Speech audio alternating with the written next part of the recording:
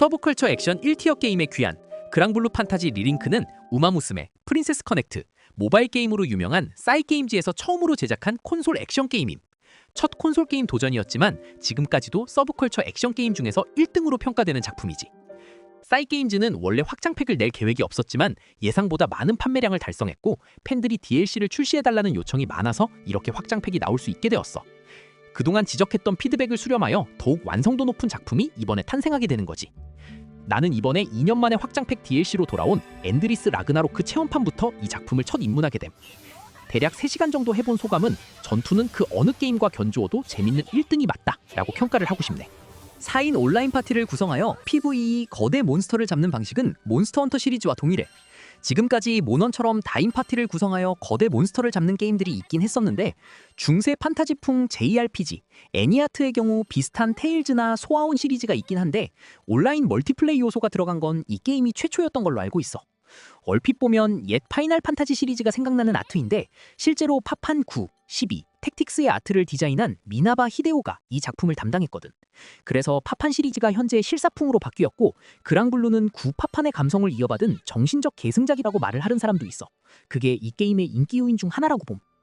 우리나라에서는 일본판 마영전이라고 얘기를 하기도 하는데 충분히 일리 있는 말이라고 봐.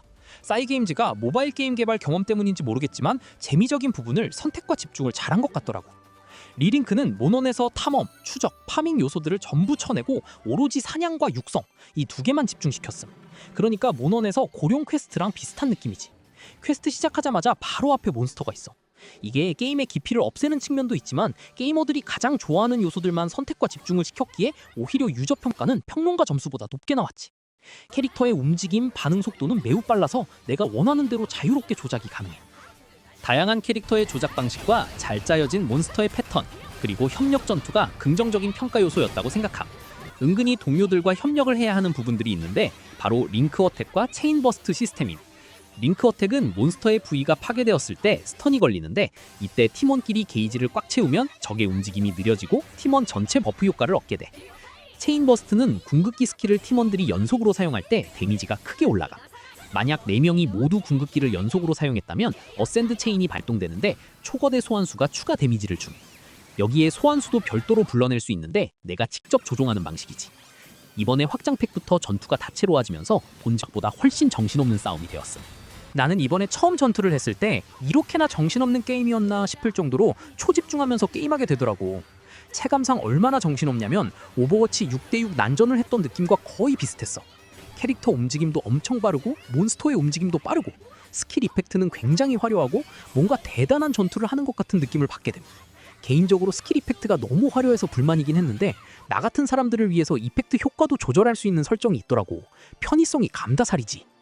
좋은 타격감을 표현하기 위해서 막타 때 잠시 멈추는 효과라든지 궁극기 연출, 링크 어택 연출은 너무 멋져서 매력에 빠지게 돼.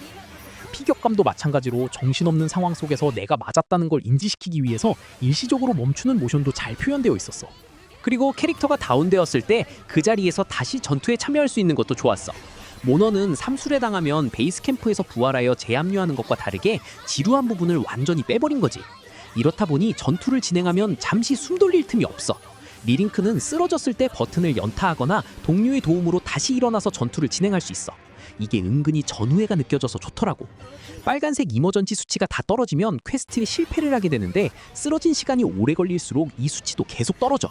그래서 동료의 도움을 받거나 버튼을 연타하여 빨리 일어나는 게 중요하지. 내가 느꼈던 전투 시스템은 이 정도였고 육성 시스템에 대해서는 체험판으로는 알 수 없었음. 다른 영상들을 나도 찾아보니 모넌의 장식주 노가다랑 비슷한 방식이더라고. 결국 몬스터 전투를 반복적으로 해도 지루하지 않게 설계되어야 하는데 본작에서 노가다가 너무 심하다는 지적이 있었고 그 의견을 수렴하여 육성 노가다 난이도를 낮췄다고 하던데 본작을 했던 사람들의 얘기로는 캐릭터 한 명 육성시키는 것도 힘들다고 하더라고. 도대체 얼마나 극악의 드랍률이길래? 어쨌든 이 게임의 매력은 25명의 캐릭터 조작법이 제각각 다르고 이번 확장팩은 기존 캐릭터들도 마스터 스킬을 통해서 다른 스타일 방식으로 전투를 할 수 있게 만들었다고 하던데 육성의 다양성도 그만큼 훨씬 넓어질 것으로 기대되네. 여기까지가 내가 체험판을 해보면서 느꼈던 소감이야. 모넌보다 쉽고 가볍고 빠른 전투, 4명이서 거대 보스몬스터와 싸우는 멀티플레이, 멋진 서브컬처 캐릭터 디자인과 전투 연출, 이런 요소들을 좋아하는 사람들이라면 정말 대체 불가한 게임이라고 생각이 드네. 어떻게 생각하는지 의견을 남겨줘. 그럼 끝!